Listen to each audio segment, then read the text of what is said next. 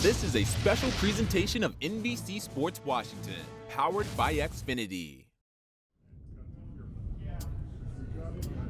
You want to get that ring right there.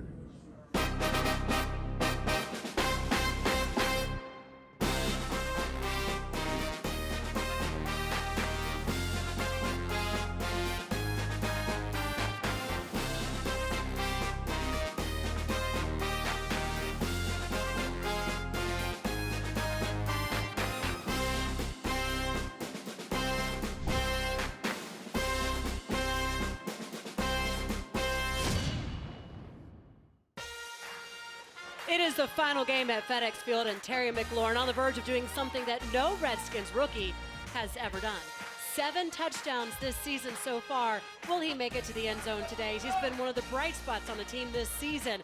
Could even get a handful of Rookie of the Year votes. Certainly, he would get ours. As we welcome you in to Redskins Kickoff Live, Julie Donaldson, Brian Mitchell, Santana Moss, and Trevor Matich, along with the Burgundy and Gold, the Redskins faithful. Excited to be out here for what has gone by very quickly this season. Look, we know they're not playing for a lot. They're playing for a spoiler today, and today they're also playing to beat their record that they've had in the division, losing 8 straight. Brian, that's of a certain significance, but let's start with our opening thoughts. And actually, Trevor, we're going to go with you. This is our first opportunity to see an apples-to-apples comparison of the progress of Dwayne Haskins against the same defense. Last we saw him against the Giants, it was September, and he was throwing 3 interceptions. That feels like a lifetime ago. I'm excited to see how he does against New York today. Last week we saw Dwayne Haskins' best game and a lot of good things by this Redskins team on the field. They did not get the victory, but today they get a chance to go out there and probably get the victory against the Giants and also continue on that good path.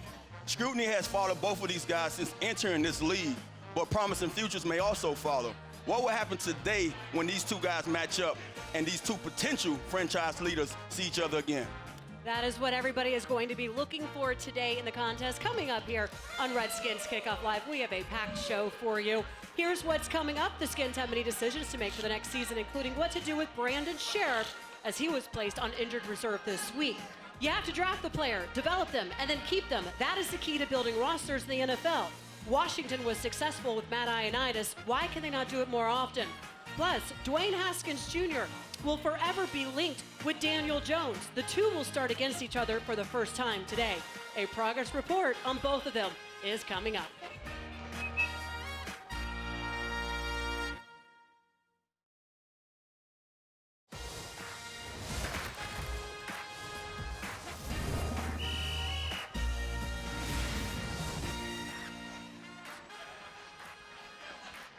Dwayne Haskins Jr. had his best outing of the season last week here at FedEx Field. Can he repeat that performance against the Giants?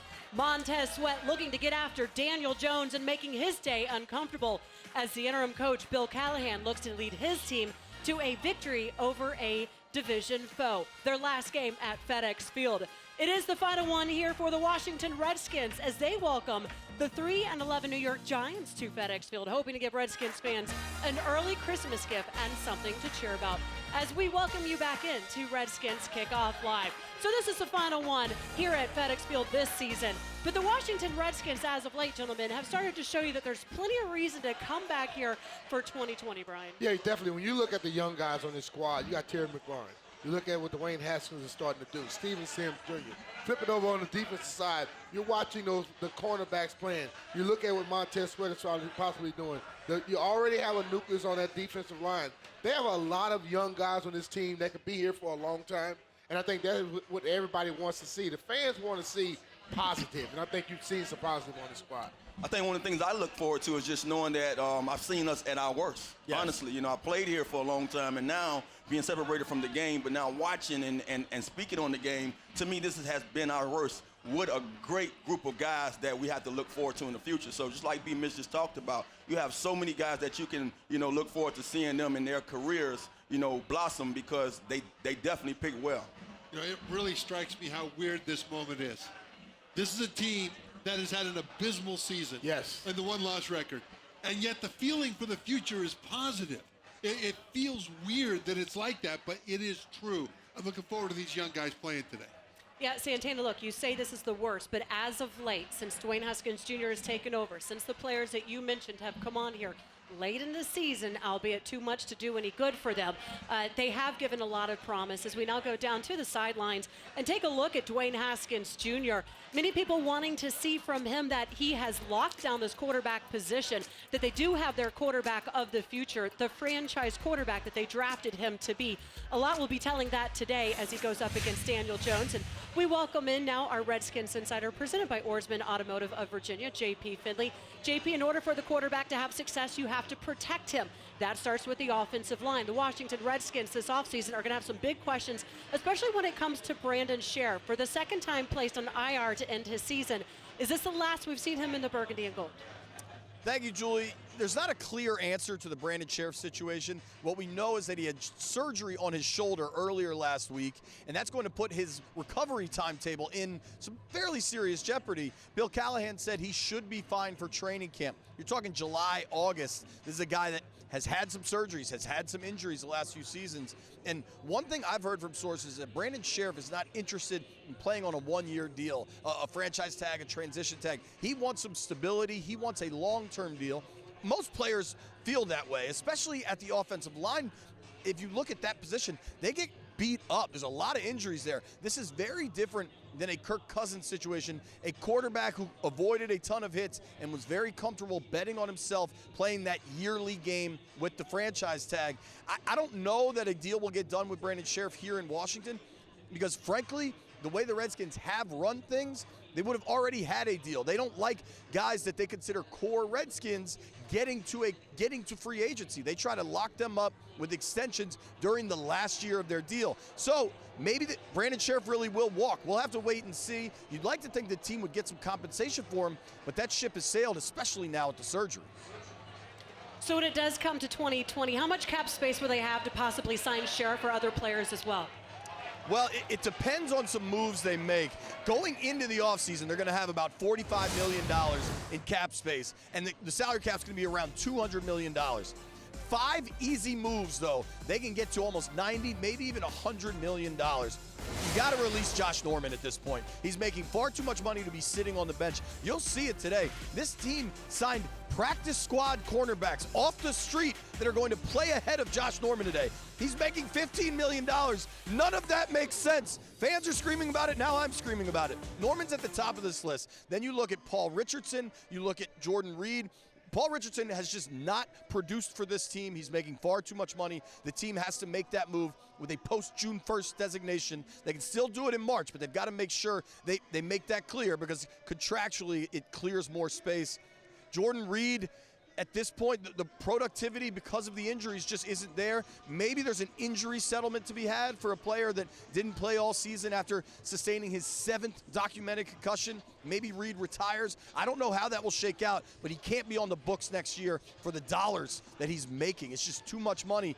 And then Trent Williams, one way or another, you got to make a move there. If it's a trade or if you release him, you got to do something with Trent because he didn't play all year. Just a reminder that the team thought they could play hardball with Trent, and he never showed up. Keep that in mind. Lastly, Ryan Kerrigan. This is a guy that is a franchise cornerstone since he was drafted in 2011, but he's due to make nearly $13 million. No guarantee on that deal. He'll be 32 years old next year. His first season ever where he's got injured, he's on the IR. That's a tough decision. I'm not entirely sure what this organization would want to do with Ryan Kerrigan, who's been so important for so long, but just from a strict numbers, strict dollars and cents, you got to take a hard look at that contract. Yeah, so we talk so much about players. That's not even talking about what they're going to do with the coaching staff, who they're going to hire as our head coach, and if there are changes in the front office as well. So it's going to be a very busy offseason for the Redskins organization. One of the things that has been a bright spot for this team, though, one of the players has been Terry McLaurin. Had a big game last week, his 4th 100-yard game. He's on the verge of another big or a huge milestone for the Washington Redskins. Just how good could he be, and what is he on the verge of? Yeah, I mean, McLaurin's been the brightest spot for the Redskins this season. He's about 90 yards away from breaking the Redskins' rookie receiving record that Gary Clark holds, and he needs about 150 yards, 160 yards in the last 2 games to get to 1,000 yards for the season, which would really be remarkable considering how bad this passing offense has been and that he missed a game. Oh, yeah, he's a rookie. He's a 3rd-round pick. McLaurin has been the absolute best story for the Redskins this season, and he could finish on a real high note. All right, thank you very much, JP Finley. We appreciate your insight. We'll stay tuned on NBCSportsWashington.com and, of course, throughout the game. We'll hear from JP a little bit later as well, though, because he sits down with Matt Ioannidis. You want to talk about the draft and players that they brought in. Matt Ioannidis was one of those. He was a project that has turned into a really solid player on defense for this team. We're going to hear from when we come up a little bit later in the show. Gentlemen, let me ask you a little bit about Brandon Sheriff. So this is going to be by the season's end. He will have missed 5 games so far this season. Trevor, I want to start with you on this one. Look, you can't underestimate the value of an offensive lineman, but is he worth the money that he will demand, or do they have somebody on this roster, maybe a Wes Martin, that they can trust for a less cost? They must re-sign him, and they have the flexibility to do it because their quarterback is on this rookie deal. So that money can go elsewhere, and no better place than the offensive line. I say one of the things that you would like to see them bring a guy like this back, but who knows? He might want more. You know, JP just alluded to saying that he don't want to be on a one-year deal. I would say the best thing they could do is franchise him, but with a guy that had a down year and still made a Pro Bowl, he's going to be looking for more money than that. Brian, Wes Martin's going to be starting in his place. Is there any chance that you think that he could take over? Well, you don't know that yet. You just saw Wes Martin in one game, and I think ultimately you want a guy like Brandon Sheriff. And when he's healthy, he's dominant. And if he could get back to be healthy, I think he could lead that offensive line. All right, so we will see what decisions they make on the offensive line, but they do have to protect Dwayne Haskins Jr. going forward. That we know for sure, and you don't want to cheat on the O-linemen. When we come back here on Redskins Kickoff Live, we're going to have a discussion about Dwayne Haskins Jr. and Daniel Jones. The two will forever be linked together as they were taken both in the first round. Which one has the advantage so far heading in today? Stay with us here on Redskins Kickoff Live. And you know what? You got to be a Redskins fan young, and you got to be brave to be one.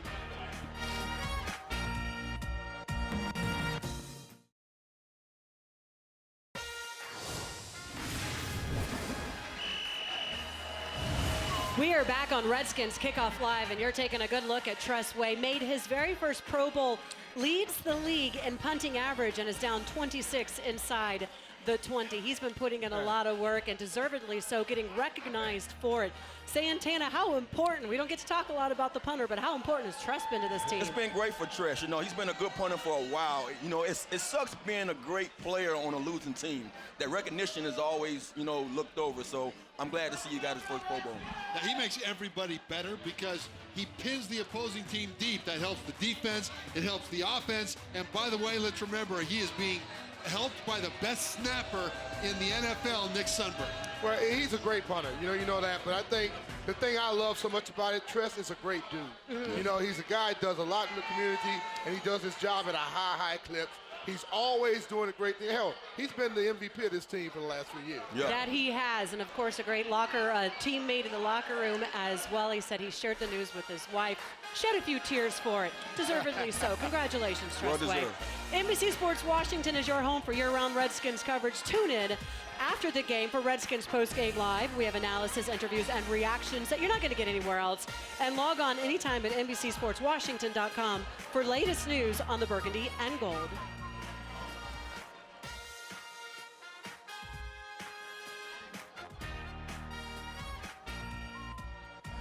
When you go back and look at that first Giants game, and that because it was your first action, do you see it when you watch yourself? Do you see a different player? I throw up watching that film. I don't like watching that tape, so it's a totally different guy. What do you remember about that game for yourself and just the feeling afterwards? I don't want to talk about it. It's done with. Next game. What a quote. Let's move on, shall we? So Haskins Jr. is ready to see the Giants again, and whether it's fair or not, he will always be measured by what Daniel Jones does for New York. It was a subject of constant debate in April before the draft, and most of our experts were not impressed with the rookie from Duke. We flash back to this week's Skins in 60.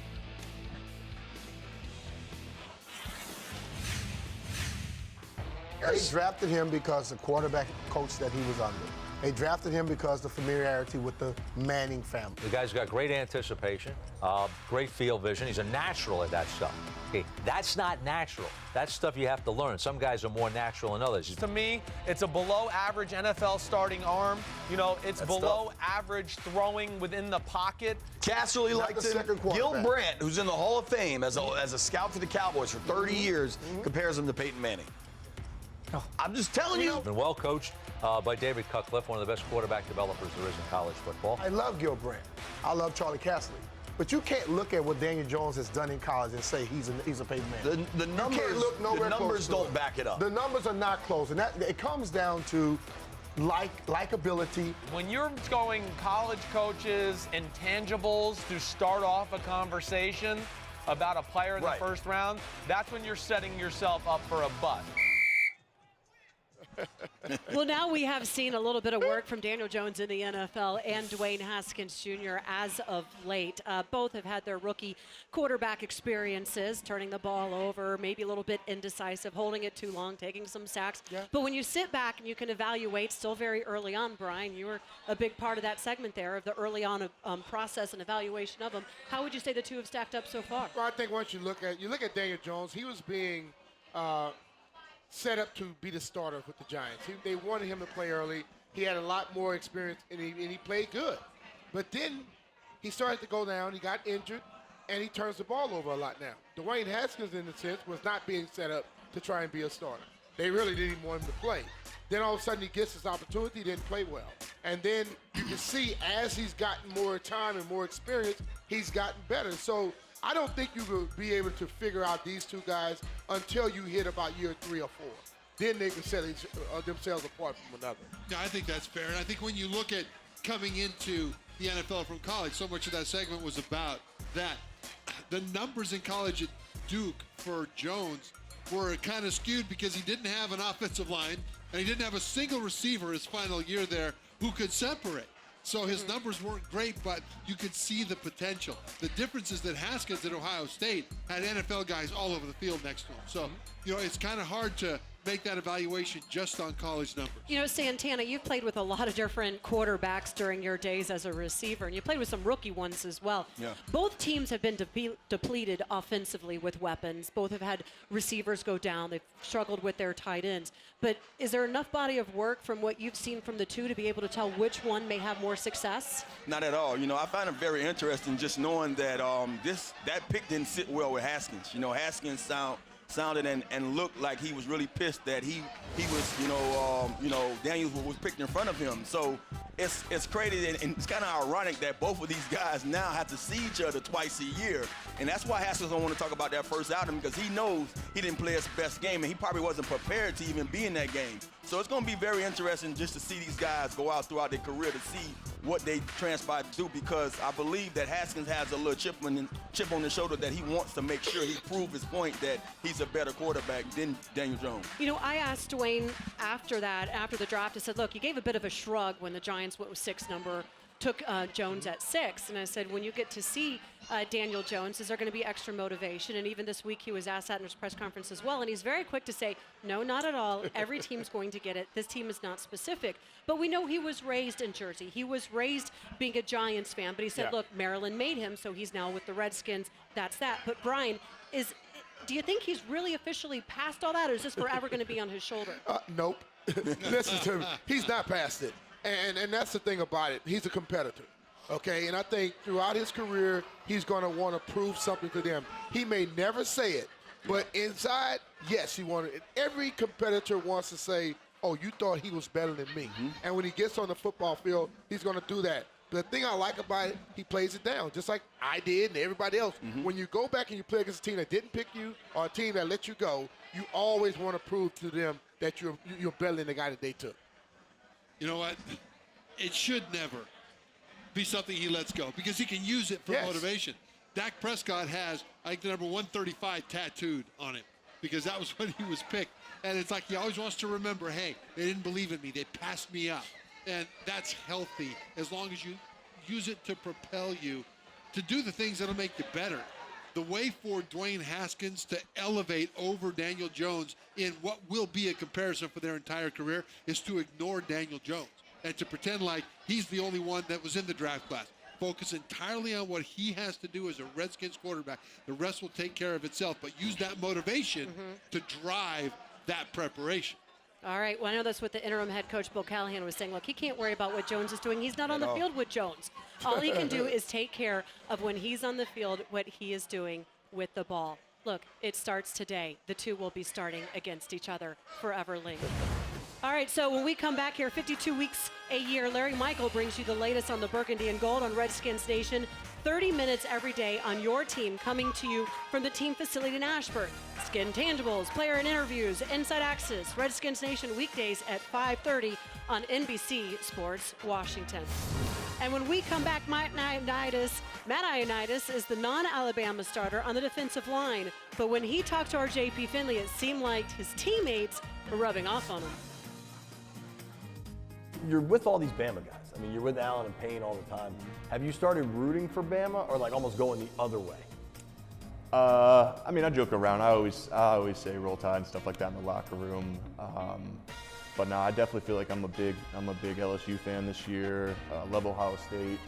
I think Clemson's a solid team. Yeah, so I love those teams in particular. Just not Oklahoma then? You know what? I like Oklahoma too.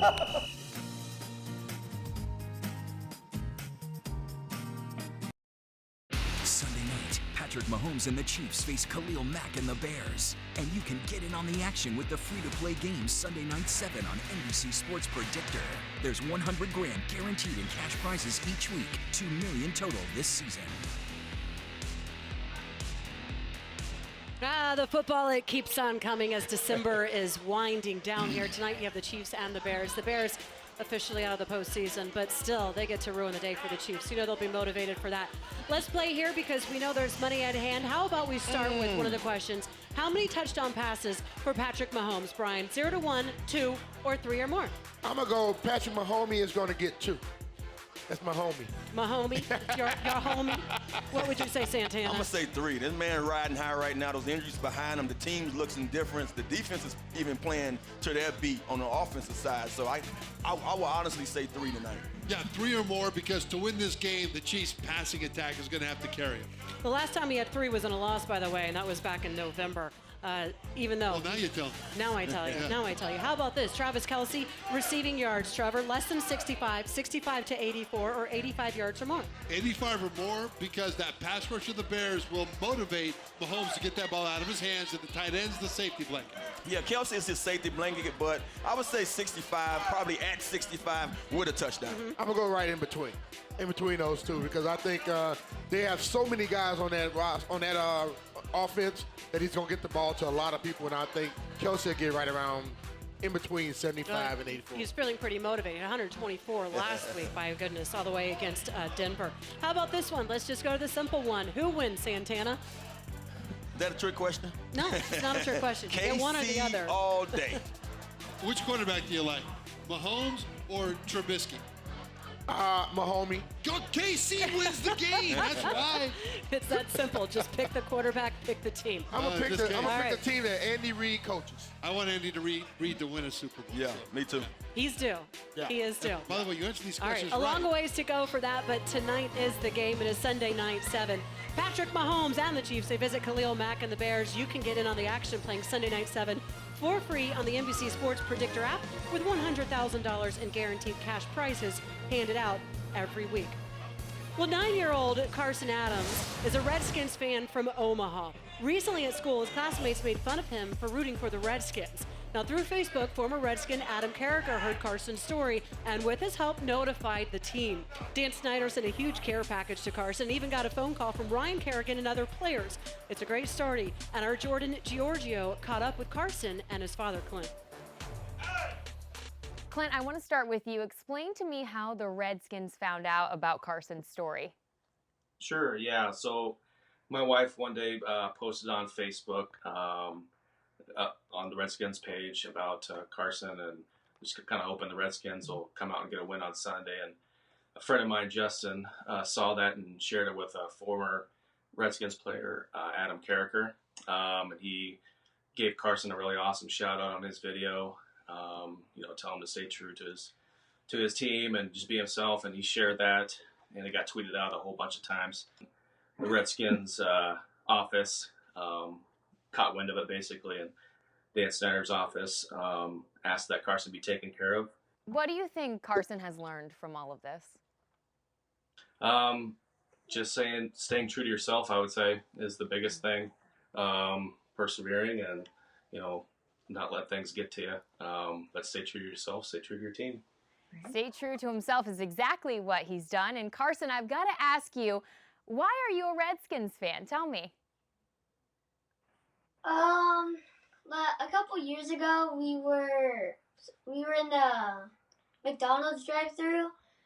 I got a Happy Meal, and I got like a little Redskins action figure and like one of these, and I just started liking them. Can you tell me some of the favorite things in that care package that you got? These 2 signed helmets. Oh my gosh. Then they sent me another one to play with. And then they sent me NFL football. And then they also sent me like custom jersey. That's incredible. Who signed the helmets, Carson? This one is signed by Alex Smith. That one is signed by the whole team. Look, to me, this is so special because it is all about the fans. That is what this game is played for, why the players are out here. And to be able to get a 9-year-old to be able to stay true to the burgundy and gold is so special. Yeah, that's awesome. You know, whenever you have autographs, you know, kids will come up after games, sign autographs. There's always the kids in the front that are the leaders, and they'll be right in front. Then there's always that kid in the back who, if you get to him, that's okay. And if you don't get to him, that's okay too. And some of the other kids just sort of push him aside. It sounds like Adam was being pushed aside a little bit because he was a Redskins fan. And I am so glad the Redskins showed that they appreciate him.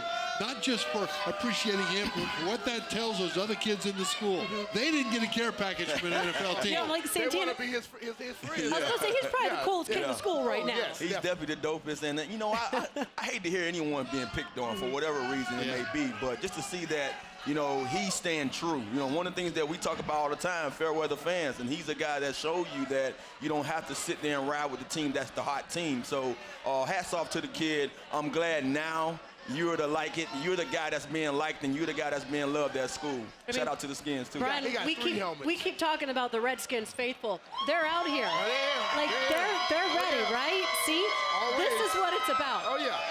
This is and really that's the what whole it's thing, about. you know. Listen, the team is going to have its ups and its downs, ebbs and flows. But ultimately, when you love something, you love it. You know, I look at it like your family. You get upset with your family, you don't just dismiss them. You know, you try to help lift them up. And I think that's the whole thing about it. But for this kid to be getting picked on and the Redskins to do what they did for him, it's the best thing that could have happened for him. Don't pick on kids. People out there, be nice. But I would give this piece of advice to him. Now that he's the one that was picked on and has been elevated, the advice is look for other kids to get picked on, and you elevate those kids. There you go. There you go. That is the message to be had in all of this. There's also the message that Matt Ioannidis is sending out there, selected in the 5th round. Expectations weren't all that high for him, but he's having a career year, 8.5 sacks. And he sat down earlier this week with our Redskins insider, JP Finley. JP, the conversation with him is about being drafted, being developed, and performing at a level to where the team has you as pivotal on their defense. Yeah, thank you, Julie. You know, it was really cool to sit down with Ioannidis because he's not a guy that does a lot of media. But I want to say just about the story with the young man from Nebraska, just how happy I am that we're able to highlight that. Tailgate Ted is a huge Redskins fan and basically a celebrity around this organization. He brought that story to my attention. Hats off to Mark Zaner, our producer, for tracking that family down and talking with them. And it's so good to have a good story around this football team in a year where there haven't been many of those. All right, on to Matt Ioannidis. This guy's having a really impressive season, and his name is starting to garner a lot of attention around the league. Earlier this year, ESPN does a most underrated players in the NFL list. He was on that, got the Pro Bowl nod. He's very close to his first ever double-digit sack season. And all of that is about his improvement and his development on the field. You are becoming a national name, right? I mean, you made the Pro Bowl as an alternate. All-Pro considerations could be coming. How does all of this feel for a guy that tends to want to be quieter? You know, I stay off of social media and Instagram and all that stuff, so that's how I kind of keep myself clear of the fog. Sometimes I feel like people might get in with that stuff, but first, thankful to God God-given abilities, situations, things happening in the right time. Can't say enough about that. And then Coach Tom Sula, no doubt he's the best in the league. For the D-line group, you, John Allen, Deron Payne seem very close. Mm-hmm. You and John are together a lot. A pretty kind of strong, silent type crew there. Mm-hmm. Is Settle the big talker? Like, who talks a lot in those meetings? Somebody's got to be talking. Yeah, we have a good time in the meetings. We chop it up. But it's not just me, John, and Payne. Settle, Hess, Caleb Brantley's recently had surgery, but he's in the mix.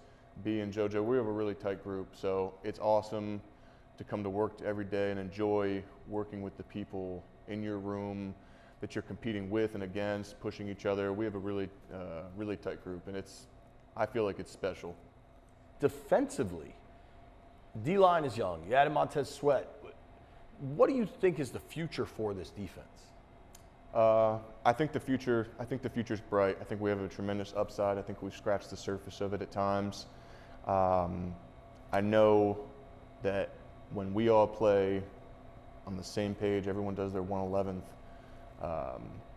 there is no limit to how good we can be. I think at times we haven't done our best to everyone do their job individually. I think the scheme is really good, and we just have to focus as players on executing our role within the scheme.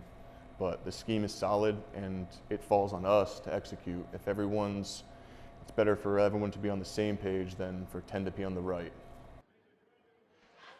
So much has been made about the offensive pieces for the Redskins that are young players. And Terry McLaurin highlights that list. The performance that Dwayne Haskins had last week is a big part of that when Darius Geis gets back healthy. There are a lot of offensive pieces to look at and like for what this organization needs to do, which is rebuild. Defensively, though, Payne, Allen, Ioannidis, those guys are beasts. I do believe that this organization will switch to a 4-3 base defense this offseason when they bring in a new coaching staff. I think that'll only make those guys better and better performers. Still good things to come for that young defensive line, and we appreciate Matt Ioannidis giving us a few minutes. All right, thank you, JP. Appreciate it. Guys, let's talk a little bit about Matt Ioannidis. First off, Trevor, why has he been able to find success so far? Because he is relentless at learning the game and relentless at playing it. He never backs off in preparation. He always gets better at the craft and the technique of playing, and he never stops. His motor is a lot like Ryan Kerrigan's. And when it comes to it, Brian, I mean, that's the key, is to be able to draft them and find those guys that are in the 5th round or even further on and be able to develop them and have them be a key part of your plan. But why does it seem so hard to be able to do that these days? Well, I think a lot of times, just like a guy gets drafted in the 5th round, and they think that, the first round is supposed to make it. You're a professional football player once you get drafted. And I think when I look at Matt Ioannidis, he works at his craft. He's unbelievably strong. And even when he gets getting double teamed, he grabs those guys to allow somebody else to run through. I just believe that he wanted to be great, and that's why he is. Matt Ioannidis showed you that he's played impressively better every season. Every single season he's gotten better. Last year he played above average, and this year he continued to process, the things around him and even play even better.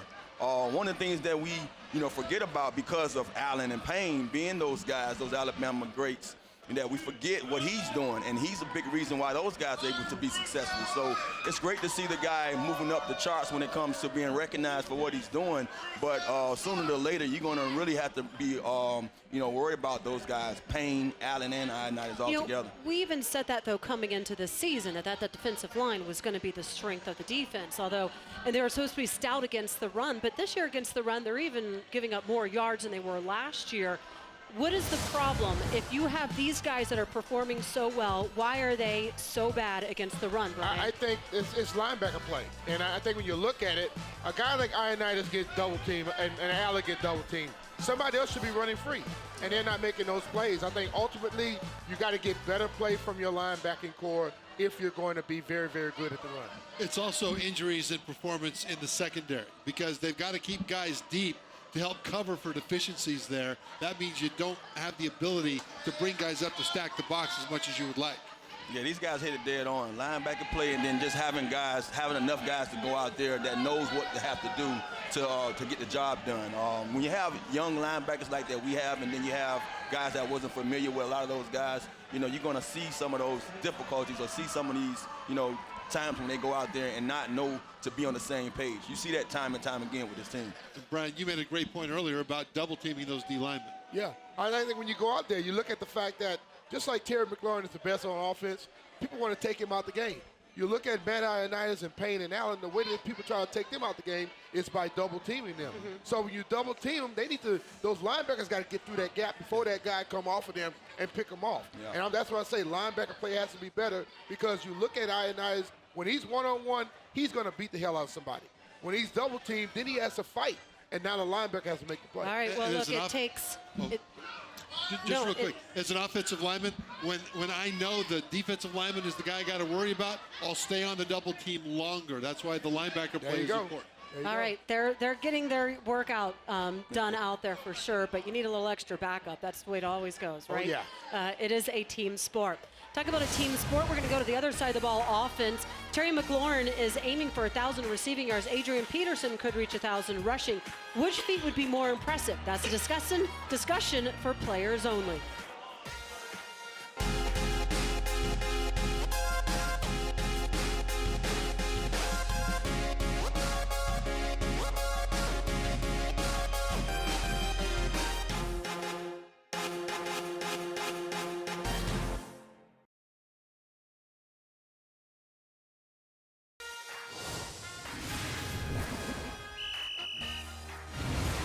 This is our last time we get the rumble in this stadium this year, man. Let's make it a good one, man. Offensively, defensively, special teams, man, let's dominate and do our job. Hey, there's not much that needs to be said, man. We know what type of team we have right here, man. Let's do our job for 4 quarters, and let's hit them in the mouth, man. Let's let them know who we are, man. Let's go. Hey, cheers on 3. 1, 2, 3. Adrian Peterson not messing around. Make sure when the game is over, you come back to us for Redskins Postgame Live. We have reaction analysis, our last show of the season at FedEx Field. Well, last week on Redskins Postgame Live, you heard Adrian Peterson say he would give his 110th touchdown ball, the one that tied Walter Payton for 4th all-time, to Terry McLaurin because of the block McLaurin threw. Peterson was true to his word. We showed you earlier how close McLaurin is to a Redskins rookie record. He also is among the best rookie receivers in the league this season. Wow. Second in catches, second in yards, and tied for second with 7 touchdowns. Terry McLaurin and Adrian Peterson are both on the verge of 1,000-yard seasons. Peterson would be only the second running back to do it at the age of 34 in the Super Bowl era, the other being John Riggins. Meanwhile, the Washington Redskins have never had a rookie wide receiver go for 1,000. So which is more impressive? Well, that's the topic of our players only. Brian? Well, Julie, thank you. And we look at getting 1,000 yards in the NFL has always been a good feat. And we have 2 guys on the verge of getting it up. 1,000 yards. And Terry McLaurin, a young man, getting it on the receiving end. Which would be the best in your eyes? I think one of the things that you spoke about earlier is just seeing both of these guys get to that plateau. We know what Adrian Peterson can do. I'm proud of seeing him be able to be the guy and be the leader that he is this far in his career. But Terry McLaurin coming in, we didn't expect this. We had no expectations of his greatness, and now we've seen it. So to see this guy get to that plateau and be able to get to that 1,000 yards in his first season, it would be something great for him to take home, and it would be something great for the fans to look forward to the seasons to come. And I love that football that tied Walter Payton's touchdown record being given to Terry McLaurin by Adrian Peterson, because it connects those two. And really on the field, each helps the other succeed. Terry McLaurin goes downfield, makes great catches, and forces the defense away from the line of scrimmage. That helps Adrian Peterson. Peterson pounds out the run. That forces the defense up to the line of scrimmage and makes more space for McLaurin downfield. And so the old guy, the young guy are helping each other achieve a tremendous milestone. I don't know if I can say which is the best feat, because when you look at Adrian Peterson, he wasn't in the game plan at the beginning of the season. And to be there right now talks a lot about him as a person. Then you look at Terry McLaurin when he was drafted, all they talked about was the guy was a great special teams player. he ends up being your best offensive player weapon on your team, and he's close to it. So it talks about his. It's kind of hard for me to separate because, you know, you look at the receiver. This is a passing league. Yeah. But still, winning teams run the football. So I don't know if I can pick one or the other. Well, you've done both. Which would you prefer, 1,000 receiving or rushing for you? I want both of them. You want it all. Listen to me. I want to do it all. Like Roger Craig, didn't he do it? Yeah. You know, that's the thing about it. It's just that you have to use one helps the other. Yeah. And I think when you have both of them on a team like this, young and old, you're going to have a good team. I think next year we got to try to figure it out again. Back to you, Jules. Thank you very much. I'm with you, Brian. I want them both. Why not? Let's get Adrian Peterson to 1,000. Let's get Terry McLaurin to 1,000. No doubt. Why not? All right, so since the Giants are in town, they're 3-11. The Washington Redskins 3-11. They both have rookie quarterbacks, both drafted in the first round. That'll forever be linked to each other, Dwayne Haskins Jr. and Daniel Jones. So we sent our Pete Haley out into the parking lot to get the fans' take on the Giants and their quarterbacks. Earlier this week, Dwayne Haskins showed zero interest in hyping up any rivalry with Daniel Jones. You know who has interest in it, though? This guy with the microphone. With the two rookies slated to face off as starters for the first time in their careers, I think it's the perfect time to ask both Redskins fans and Giants fans about their young quarterbacks. I think Dwayne's going to look great, of course. I'm not going to say anything bad because it's my team, and we're going to win, and I hope we slaughter them. I was really impressed with his performance. Multiple touchdowns, that connection to McLaurin, that's going to be great in the long term. Hopefully we can get some good players around him and build with his core for the future. I thought we were going to take Haskins, so it's funny that we're going to see him today. But the truth is, I think Jones, he was definitely mapped out well by the Giants scouting team. They saw him as someone who could be an Eli replacement. We wanted Josh Allen from Jacksonville. But as I'm doing this interview with you, you're wearing a Daniel Jones jersey. Yes, I'm happy now. After seeing him play, I was just saying, I bought this jersey the morning after his first start. Do you ever see yourself fearing Daniel Jones, who looks like a math teacher? Never, not one day. Not losing any sleep over this guy. Do you think Daniel Jones might just be a clone of Eli Manning, a dude who has no facial expressions and just turns it over 14 times every Sunday? I hope so. Well, you know, let's hope that's exactly what the scenario is for many years to come. Is Dwayne Haskins going to be a gift for Redskins fans for many years to come? Definitely. Many years. And am I on the naughty or nice list? Am I going to get good presents in a couple days? Probably naughty. Damn it. One thing is for sure, the Dwayne versus Daniel debate is going to rage on for years, which I'm happy about because I now have a segment for every single Redskins-Giants game for the next decade. It was written when the Giants went 6, Daniel Jones and Haskins at 15 to the Redskins. I hope he can run fast. I really do. I think the best was the naughty or nice. I mean, come on now. All right, so if you do talk about having a big three, a quarterback, a running back, and a wide receiver, are those days kind of gone, or do you still have to have that, Brian? I don't think those days are gone, but I think that you have to have a big three to be able to score points. But you still have to have a defense. As we look at the New England Patriots right now, Tom Brady is there. Still have Edelman. They don't really have a consistent running back, but their defense is so good they still win games.